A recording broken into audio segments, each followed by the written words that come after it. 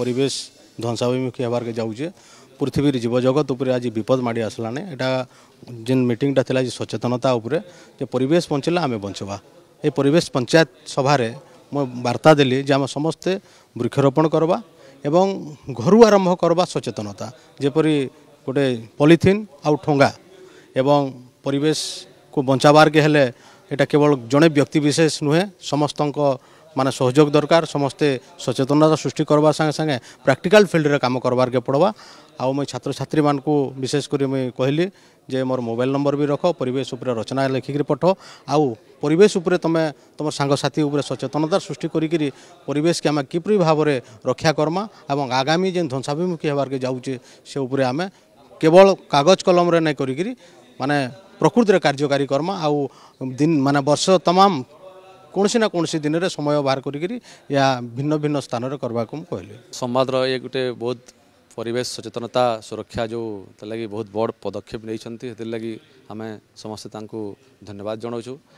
आज यही परिस्थिति रे आम परिवेश रो अवस्था अच्छी जोटा कि वर्तमान तो होची आगामी पीढ़ी यह एक बहुत विराट समस्या एथिरे जदि आम समस्त जनसाधारण तथा आम छात्र छात्री जदि सचेतन होई ए दिगरे काम करेंगे लोक सचेतन करेंगे तो आग को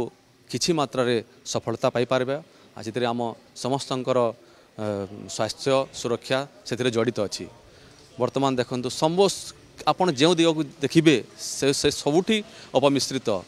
जल हो वायु प्रदूषण हो सबुठारे तो चारिपटरू गोटे राहु ग्रास कला भली आम परिवेश को एबे से चिंतार कारण अच्छी आमर जेन क्लाइमेट पंचायत उपरे प्रोग्रामटा अच्छे जेनटा कि केंती आमे आमर परिवेश के आहुरी बेहतर करि पारमा एबे जेन सिचुएशन अच्छे ऑक्सीजन शॉर्ट होचे किंबा वन्य प्राणी माने जेन मरुछन इस जिनिस उपरे केंता कि आमे कार्य करमा गछ रोपण करमा आउ आमर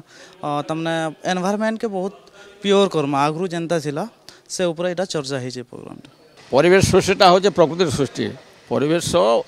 सुरक्षा करवाटा आम जनसाधारण दायित्व प्राणी जगत मनुष्य विविध मनुष्य दायित्व किंतु वर्तमान देखा जाऊे जे समस्त प्रकार प्रदूषण वायु प्रदूषण देखु जल प्रदूषण देखु आउ समस्त प्रकार परिवेश दूषित परिवेश रही जदिओ वर्तमान वैज्ञानिक जुग रे कलकारखाना है